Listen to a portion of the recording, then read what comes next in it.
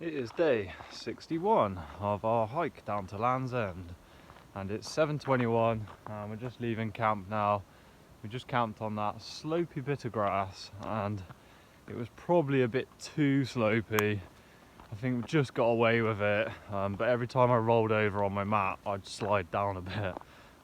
But I did get some good sleep, but I think we just got away with it. Anything more I think would have been too slopey. And we're now heading down the coast path to Boscastle, which is only a few miles away, so we're getting to there fairly soon. We just got lots of cliff walking to do along these thin little paths overlooking the sea, but it's a lovely morning.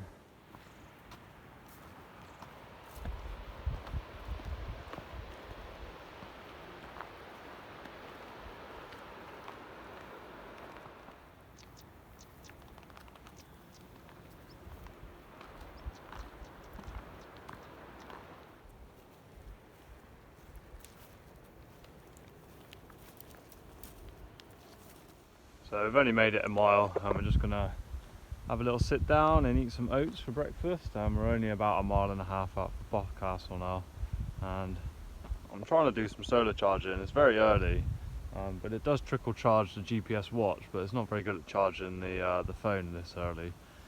But it does give me a few percent on the watch. And there's loads of little goats around here. There's one there sat on the cliff overlooking the sea, and yeah, they're really cool little goats with big horns. And that one's got a nice sea view for his breakfast, and so do we have a nice sea view for our breakfast.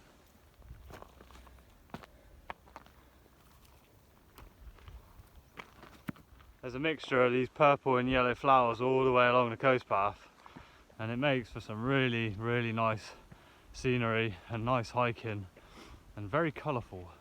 So we just got this little downhill that zigzags down across a little bridge, and then that looks pretty vertical to me.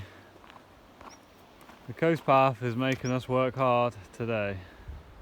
199 steps to the top. Ooh-wee. You okay, Di? Just recovering. I think we'll have a break in Boscastle, I think, in a minute, which I can see just over the hill, not too far away now.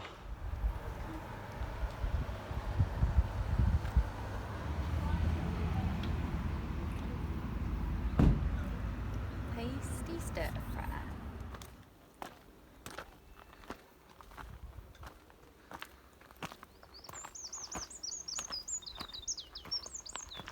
It's 11:45 now, and we've only done 4 miles.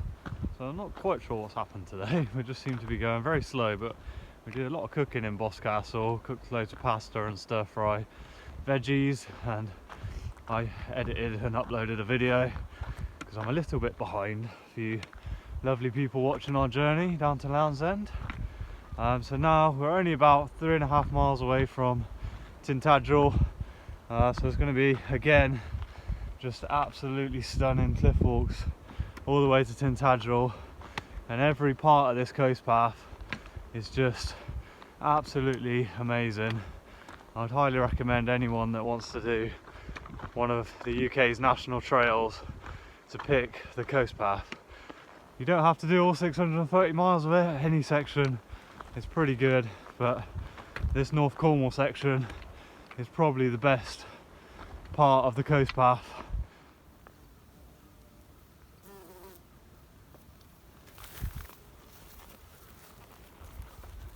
Just walking past this meadow here, and there's just so many flowers, wild flowers, all different colours, and it's so noticeable that it's just so many bees, different types of bees and birds, and so many insects just flying around the meadow. And we've walked all the way down through the country and you just don't get that concentration of bees and insects and birds where there's no meadows, and it just shows how important wildflowers and meadows are for the countryside. And when you're walking through just farmers' fields, you just don't see any bees at all, which is really sad. But It's really nice to see sections where there are loads of meadows and loads of bees thriving.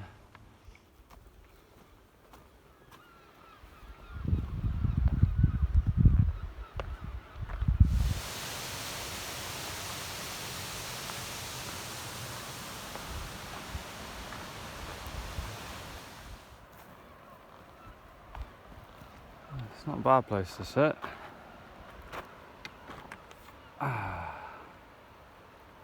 So nice.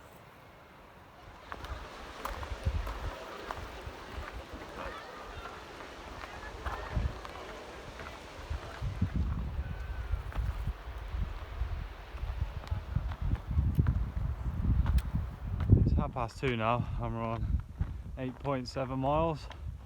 So it's very, very tough going again, just with the elevation. And that is Tintagel just behind us, and it's a really cool place. They have a really cool bridge that goes over to the remains of Tintagel Castle, but it's very, very busy today. Lots of people on holiday, so we didn't have a break. We just topped up the water and carried on. And the legend goes that King Arthur was born in Tintagel Castle, and I suppose even if it's not true, it's a cool story. And now we're going to eat some of our secret weapon, dark chocolate coffee beans, to give us the energy to climb these hills today, because me and Di are both flagging a little bit, aren't we, Di? Totally flagging. Yeah, the last 2 days has taken it out of us, and we're trying to do 20 miles a day on these epic coastline, and it's catching up with us, but we're battling on. And now we have 9 miles of coast path to go to Port Isaac.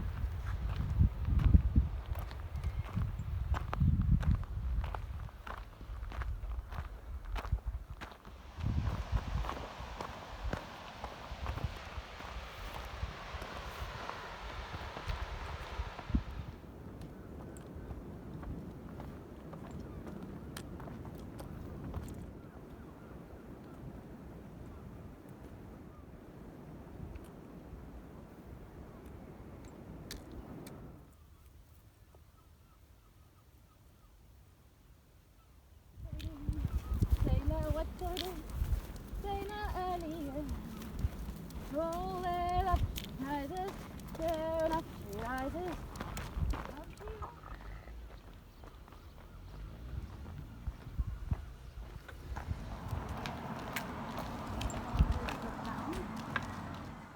So it's 8 o'clock now, and we've made it to Port Isaac. And we're just sitting on a bench just outside Co-op, and we managed to find some nice reduced food, and we've opted for some healthier options. We've got some spinach, tomatoes and strawberries, and veggie medley. yeah, all reduced food from the Co-op. So we're just going to sit here, have some sandwiches, and then head off and try and find somewhere to wild camp.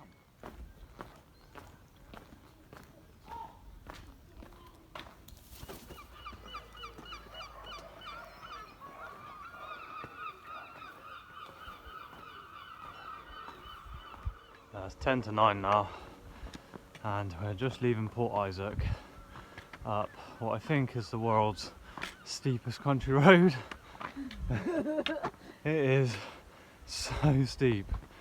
So we're coming out of Port Isaac not on the coastal path, we're going inland towards Wadebridge. So the coast path goes towards Padstow, and then there's a ferry crossing. So if you're doing the coast path, you go to a place called Rock and then get on a ferry over to Padstow. But because we're walking John O Groats to Land's End, I don't want to do any public transport, including ferries. So we've got to walk around the River Camel. So we're going to be going inland via country roads and footpaths to Wadebridge. So it's getting quite late already now. So it's going to be a bit of a tricky wild camp tonight, because I don't know where we can go.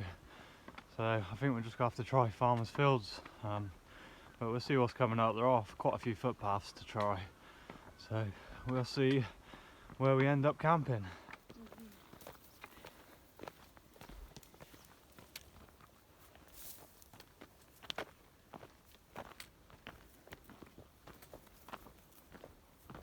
So it's 10 to 10 now, and we made it 19.8 miles. which is awesome. And we've just found this mixed crop field, which looks like it's got corn and 2 other crops in, which I don't know what they are, but we're seeing more and more of this now, just mixed crop fields. We're just putting our tents up on the side here. Di's putting hers up, I haven't even started putting mine up yet. So we've got a lovely view behind us, and we can see Wade Bridge off in the distance. I think it's only about 6 miles away now. And yeah, it's a lovely evening here. And I can just hear the distant hum of some tractors, and they've got their headlights on, so they're working into the evening, but they shouldn't be anywhere near us here. They won't even see us. It's 10:05 now. I've just got my tent up, so I'm gonna get in and get some sleep.